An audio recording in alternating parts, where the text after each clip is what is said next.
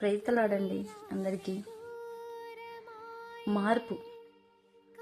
నన్ను ఒకరు అడిగారు, నువ్వెలా మారావు అని.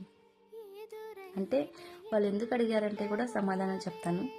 ఇదే ఇన్స్టాగ్రామ్లో, ఇదే ఐడిలో వేరే నేమ్ పెట్టుకొని నేను ఈ లోకానుసారంగా జీవించాను.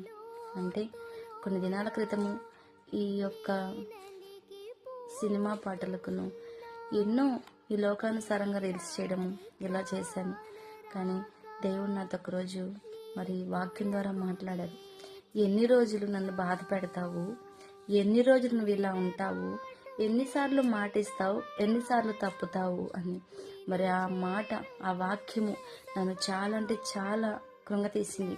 నిజంగా దేవుడు నాతోనే మాట్లాడారు ఇవాళ అనుకున్నాను. ఆ రోజు నుంచి అన్నీ విడిచిపెట్టేయాలి. ఈ లోకానుసారంగా నేను అస్సలు జీవించకూడదు. నేను దేవునికి దగ్గరగా జీవించాలి. నాకు ఏంటి లాభము ఈ లోకానుసారంగా జీవిస్తే అని వెంటనే నా ఐడికి ఉన్న పేరు మార్చేసి అవన్నీ కూడా నేను డిలీట్ చేసేసి నూతనంగా నేను ప్రారంభించడం, దేవునితో సహవాసం చేయడం మొదలుపెట్టాను.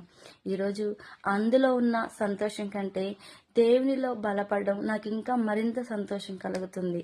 నేను ఒకటే చెప్తాను, మార్పు అనేది ఎన్నో దాన్ని ప్రాక్టీస్ చేయడమో లేకపోతే ఎవరైనా చెప్తేనో రావడం కాదు. కానీ మారు మనస్సు అనేది, మార్పు అనేది మన హృదయంలో కలగాలి. దేవుడు అది నాకు కలుగజేశాడు.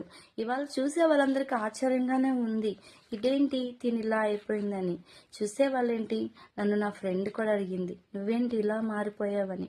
నిజమే, నేను మారలేదు కానీ దేవుడు మార్చుకున్నాడు. అదంతా ఘనతంతా నా దేవునికే చెల్లును గాక. Praise lord.